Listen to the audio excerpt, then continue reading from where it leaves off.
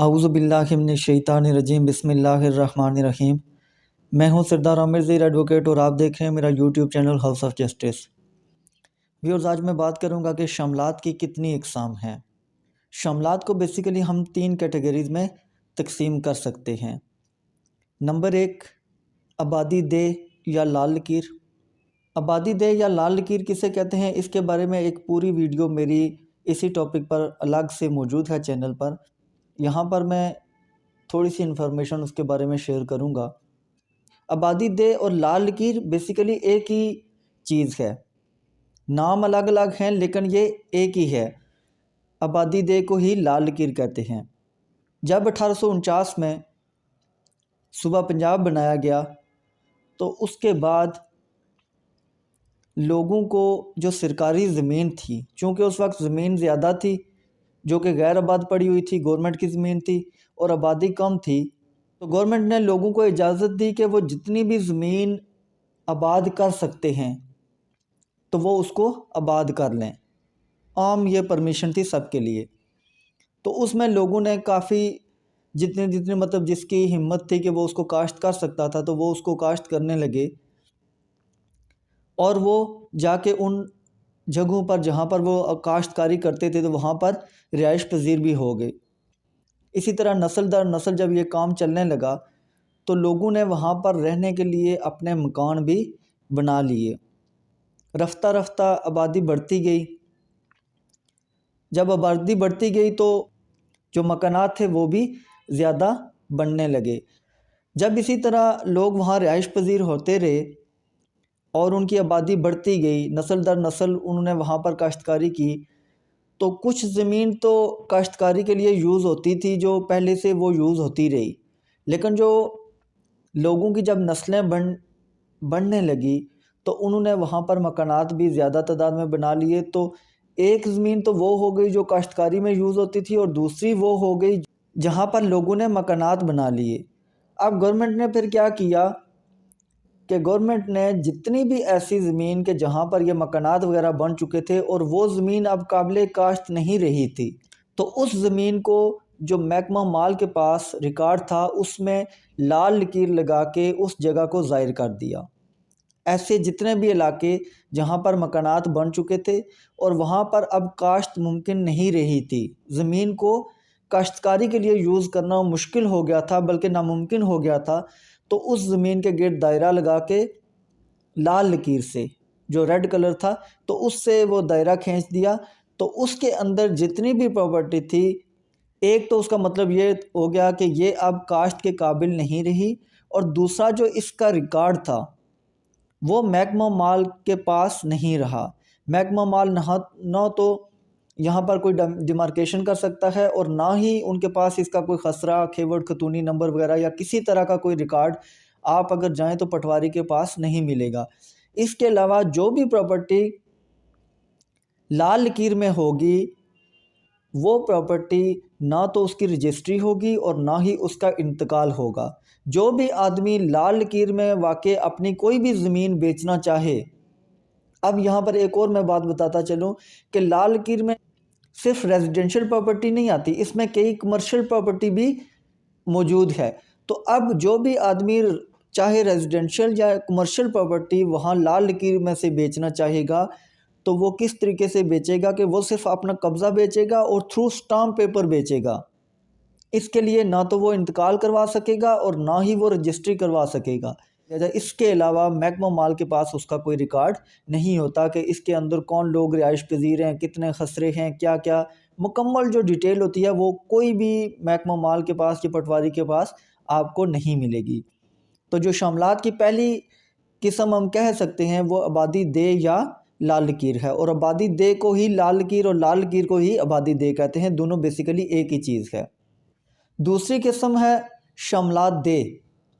شاملات دہ میں ہزاروں کنال کے حساب سے بھی زمین آپ کو ملے گی۔ اس کے باقاعدہ خسرے، کھیوٹ، خطونی نمبر ہوں گے، ہر خاندان کا نمبر بھی اس میں موجود ہوگا۔ اسی طرح جو کاشتکار وغیرہ ہوتے ہیں ان کے نمبرز موجود ہوں گے، خسرہ نمبرز موجود ہوں گے، کس کی کتنی پراپرٹی ہے یہ باقاعدہ ریکارڈ موجود ہوگا، کس کا قبضہ ہے، اس کا ریکارڈ لکھا ہوتا ہے، لیکن قبضہ یہاں پر اس طرح بھی ہوتا ہے کہ کئی خاندان ایسے ہیں کہ جن کا قبضہ بہت زیادہ شاملات پر بھرا ہوتا ہے۔ مطلب کہ جیسے مثال کے طور پر کہ ایک خاندان ہے یا ایک آدمی ہے، تو اس کے نام پر ہو سکتا ہے جو محکمہ مال کا ریکارڈ ہو وہاں پر 50 کنال قبضہ اس کا لکھا گیا ہو، لیکن جب آن گراؤنڈ دیکھیں تو ہو سکتا ہے اس کا جو حصہ ہوتا ہے وہ 50 کنال نہ ہو، وہ زیادہ حصے پر قابض ہو، اس کا زیادہ حصہ لکھا گیا ہو۔ تو جب بھی کبھی شاملات کی تقسیم ہوگی تو وہ کس طریقے سے ہوگی کہ اس آدمی کے حصے میں جتنی پراپرٹی آتی ہے وہ شاملات دے آتی ہے تو صرف اس کی حد تک اسے ملے گی، کہ جیسے 50 کنال اگر اس کا حصہ بھرا گیا ہے لیکن اس کا حصہ 40 کنال ہے یا 30 کنال ہے، تو جب بھی اس شاملات کی تقسیم ہوگی تو اس سے جو زائد، اس کے حصے سے جو زائد جتنی بھی پراپرٹی ہوگی، جتنی وہ شاملات دے ہوگی، وہ اس سے لے لی جائے گی اور وہ جس کا حصہ بنتا ہے اس کے حوالے کی جائے گی۔ اب یہاں پر ایک سوال پیدا ہوتا ہے کہ شاملات دے کو تقسیم کیسے کیا جا سکتا ہے؟ اس کا پروسیجر یہ ہے کہ کسی بھی شاملات دے میں جتنے لوگ آباد ہیں اس موضع کے 50% سے زیادہ رہائشی، 50%، مور دین 50%، اس موضع کے جو رہائشی ہیں وہ جب ایک ریٹن اپلیکیشن دیں گے کہ اس شاملات دے کی، اس موضع میں جتنی شاملات دے ہے اس کو تقسیم کیا جائے، تو تب جا کر اس کی تقسیم کی جاتی ہے۔ لیکن اس کے لیے شرط یہ ہوتی ہے کہ اسی موضع کے جتنے رہنے والے ہیں وہ جا کے اپلیکیشن دیں گے، اور یہ نہیں کہ 2-4 آدمی نہیں، وہاں جو موضع میں کل آبادی ہے اس کا 50% سے زیادہ لوگ اپلیکیشن میں شامل ہونے چاہیے، تب جا کے اس کی باقاعدہ تقسیم ہوگی۔ جب تقسیم ہوگی تو جس کا بھی جو زائد حصہ ہے اس سے وہ کاٹ لیا جائے گا، اور اس کا قبضہ بھی لے کے جس کے حصے کی زمین ہے لیکن وہ کم پر قابض ہے تو اس کے حوالے کیا جائے گا۔ اب یہاں پر ایک اور بات میں بتاتا چلوں کہ جو شاملات دے ہے اس کو بیچا جا سکتا ہے، لیکن جو بیچنے والا ہے اس کو تو فائدہ ہو سکتا ہے، لیکن خریدار کو ایک یہ نقصان ہو سکتا ہے کہ جیسے میں نے ایک پہلے مثال دی کہ ایک آدمی کے پاس ریکارڈ میں 50 کنال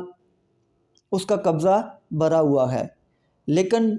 جب اس کی تقسیم ہوگی تو خریدنے والا ہو سکتا ہے اس نے 50 کنال لے لی ہے، لیکن جب بعد میں تقسیم ہوگی تو اگر اس آدمی جو بیچنے والا ہے لیکن اس کا حصہ کم ہوا تو پھر کیا ہوگا، اس سے جو خریدار ہے اس سے بقیہ جتنی بھی پراپرٹی ہے وہ شاملات دے کی وہ کٹوتی کر لی جائے گی، اور بے شک اس نے پیمنٹ زیادہ کی ہوئی ہے لیکن اس کے پاس جتنا بھی زائد حصہ ہے وہ کٹوتی کر لیا جائے گا۔ لیکن ایک بات یہ ہے کہ جو خریدار ہے اس کی حیثیت وہی ہوگی جو بیچنے والے کی تھی، لیکن یہ ہے کہ جتنی بھی زائد پراپرٹی اس کے پاس ہوگی، جس کا قبضہ اس کے پاس ہے، بے شک اس نے پیمنٹ کی ہوگی، اس کے باوجود اس سے وہ کٹوتی کی جائے گی، اس کا قبضہ واپس لیا جائے گا، اور جس کے پاس کم پراپرٹی ہوگی اور اس کا حصہ زیادہ ہوگا وہ اس کے حوالے کی جائے گی۔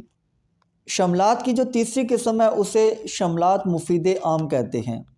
مفید عام کا مطلب ہے کہ جو سب لوگوں کے لیے اس موضع کے جتنے رہائشی ہیں وہ سب کے لیے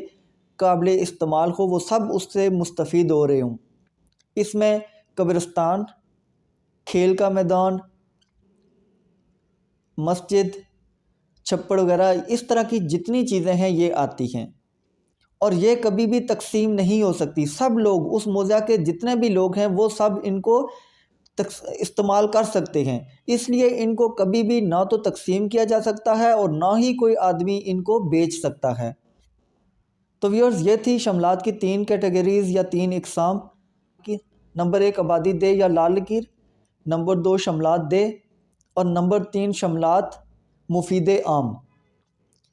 امید ہے آج کی ویڈیو پسند آئی ہوگی، انفارمیشن میں بھی اضافہ ہوا ہوگا۔ اگر تو ویڈیو اچھی لگی ہے کمنٹ سیکشن میں اپنا فیڈ بیک ضرور دیجیے گا۔ اسی کے ساتھ اجازت چاہوں گا، اپنی دعاؤں میں یاد رکھیے گا۔ فی امان اللہ۔